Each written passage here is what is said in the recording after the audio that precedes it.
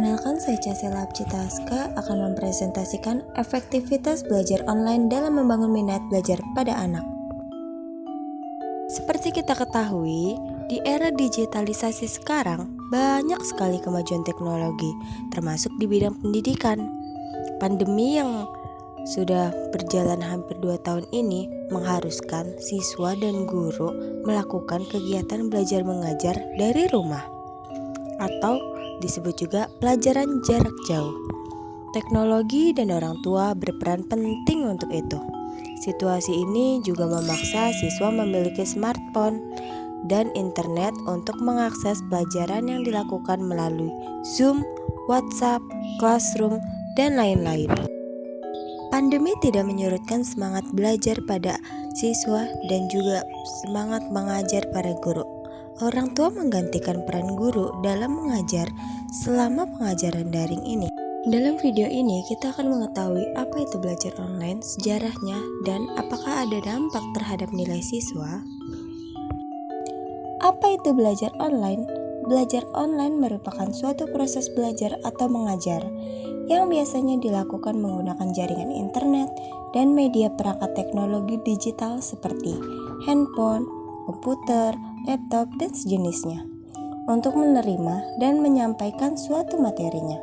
Pada dasarnya, sistem belajar online digunakan melalui jarak jauh dan tanpa adanya bertemu langsung atau tatap muka dari yang mengajar dan yang belajar. Belajar online dilakukan melalui media internet seperti grup WhatsApp, Gmeet, Zoom, dan lain sebagainya. Setiap instansi memiliki perbedaan peraturan dalam belajar online. Seperti perkuliahan bisa menggunakan forum yang mereka sediakan atau juga bisa menggunakan web-web yang mereka buat. Sejarah belajar online. Belajar online sebenarnya sudah ada sejak 1960. Pada saat itu ditemukan sebuah program bernama Computer Based Training atau CBT. Program tersebut dibuat untuk para mahasiswa yang belajar di sebuah University of Illinois, yang kemudian digunakan pula pada sekolah-sekolah di daerah sana. Pada tahun 1970-an, sistem belajar online sudah mulai lebih interaktif, sehingga sistem pendidikan di sana banyak yang menggunakan pembelajaran jarak jauh dan materinya disampaikan melalui sebuah pos komunikasi melalui surat. Kemudian pada tahun 1990 muncullah sebuah aplikasi belajar online baru dalam bentuk PC standalone dan CD-ROM. Pada tahun 1994 materi pembelajaran muncul dalam bentuk paket yang lebih menarik. Selanjutnya kita ke perbedaan kelas online dan kelas offline. Dari segi lokasi, kelas online melakukan kegiatan belajar mengajar dari rumah dan area rumah. Sedangkan kelas offline biasanya suatu instansi menyediakan tempat atau ruangan seperti sekolah atau kampus yang kita ketahui. Dari segi interaksi juga sangat-sangat berbeda, di mana jika kelas offline kita bisa berinteraksi secara langsung menanyakan suatu hal dengan teman ataupun guru. Sedangkan untuk kelas online, kita harus menggunakan media seperti handphone, laptop, dan lain-lain. Dalam fleksibilitas kelas online memang unggul karena biasanya guru maupun dosen memberikan tugas dengan jangka waktu panjang. Jadi murid bisa memilih kapan ia akan mengerjakan tugasnya selama belum lewat dari jangka waktu yang ditentukan. Sedangkan untuk kelas offline, biasanya guru atau dosen hanya memiliki waktu yang sedikit karena biasanya waktu yang digunakan untuk menerangkan materi lebih banyak daripada tugas yang akan diberikannya nanti. Dari segi kelancaran kegiatan belajar mengajar dalam kelas online biasanya ditentukan dengan kendala dalam perangkat seperti laptop ataupun handphone yang bisa terjadi error ataupun ponsel tidak berfungsi, atau bisa juga web tugas yang tidak bisa digunakan. Sedangkan dalam kegiatan belajar offline, kendalanya adalah saat guru atau dosen memiliki jadwal lain yang mendadak sehingga tidak memungkinkan untuk melakukan kegiatan belajar mengajar, ataupun cuaca atau alam yang begitu ekstrim juga termasuk di dalamnya. Selanjutnya adalah pemahaman materi. Pemahaman materi dalam offline lebih bisa dipahami dan dimengerti siswa dengan baik karena dosen atau guru biasanya memberikan perumpamaan atau gambaran yang membuat siswanya berpikir secara luas.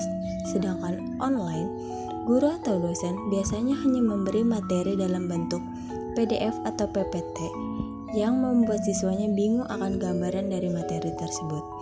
Video conference pun tidak membantu banyak karena kebanyakan siswa masih belum paham akan maksud dari materi tersebut. Selanjutnya kita akan beralih ke dampak belajar online. Perubahan metode pembelajaran siswa dari offline atau yang di sekolahan beralih ke online yang di rumah dan sendirian pasti membuat siswa bingung dan mulai menerima kembali peraturan baru dan ketentuan baru dalam belajar online. Oleh sebab itu, perubahan pasti memiliki dampak terhadap siswa maupun guru.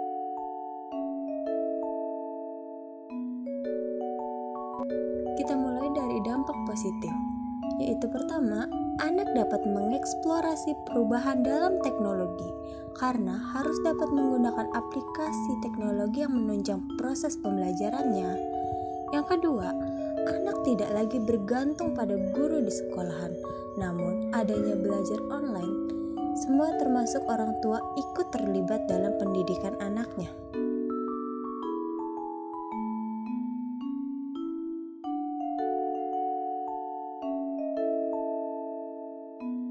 Lalu yang ketiga adalah anak mendapatkan berbagai sumber pengetahuan dan informasi, tidak hanya melalui buku, melainkan sekarang sudah dapat dicari menggunakan internet.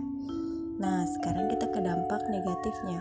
Yang pertama adalah anak menjadi malas dan tidak mandiri. Yang kedua, serta anak lebih sering memainkan handphone dan kurang bersosialisasi bahwa belajar online tidak menarik dibandingkan belajar di sekolah. Tertinggal dan bahkan harus putus sekolah karena keterbatasan dalam memiliki handphone dan tidak adanya kuota internet yang belum terpenuhi sebagai fasilitas penunjang pembelajaran online. Yang keempat adalah anak kurang memahami materi pembelajaran dengan baik karena keterbatasan interaksi dalam belajar dan belum terbiasa untuk melakukan pembelajaran melalui aplikasi seperti Zoom, Google Meet, Classroom, dan lain sebagainya. Nah, sekarang kita masuk ke dalam manfaat dalam belajar online.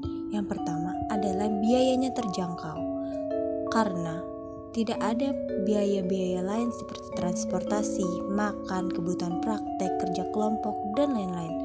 Hanya uang untuk internet saja dan biaya sekolah jika ia masuk ke dalam sekolah swasta. Selanjutnya adalah dapat diakses dengan mudah. Salah satu syarat dalam belajar online adalah laptop, handphone, ataupun perangkat komputer yang terhubung di internet. Artinya, kita bisa belajar di mana saja. Mau itu di tempat tidur, di meja makan, di ruang tamu, dan lain sebagainya. Yang ketiga adalah waktu belajar yang lebih fleksibel. Karena saat offline, jam sekolah sudah ditetapkan per harinya, kapan masuk dan kapan pulangnya. Sementara saat online, biasanya guru atau dosen memberikan tugas dan dengan batas waktu yang panjang. Nah, sekarang kita ke tantangan belajar online. Yang pertama, terdapat guru dan siswa yang masih belum dapat beradaptasi menggunakan aplikasi teknologi dengan lancar. Dan yang kedua, kurangnya akses teknologi dan kuota internet yang menunjang proses pembelajaran online. Ketiga, kurangnya kenyamanan ketika belajar online dari rumah, karena tidak semua siswa mempunyai keadaan rumah yang mendukung dalam proses belajar mengajar. Nah, kan kita sudah tahu apa itu belajar online. Sekarang, apa aja hal yang dibutuhkan dalam belajar online? Yang pertama adalah laptop, yang kedua adalah handphone, yang ketiga adalah buku catatan untuk menulis catatan penting dari materi yang dosen atau guru sampaikan. Yang keempat adalah alat tulis, dan yang kelima yang tidak boleh ketinggalan adalah jaringan internet yang stabil. Sekian video dari saya, terima kasih. Assalamualaikum Bu Guru. Hai Lani, tarianmu bagus. Ayo menari di depan teman-teman. Assalamualaikum Bu Guru.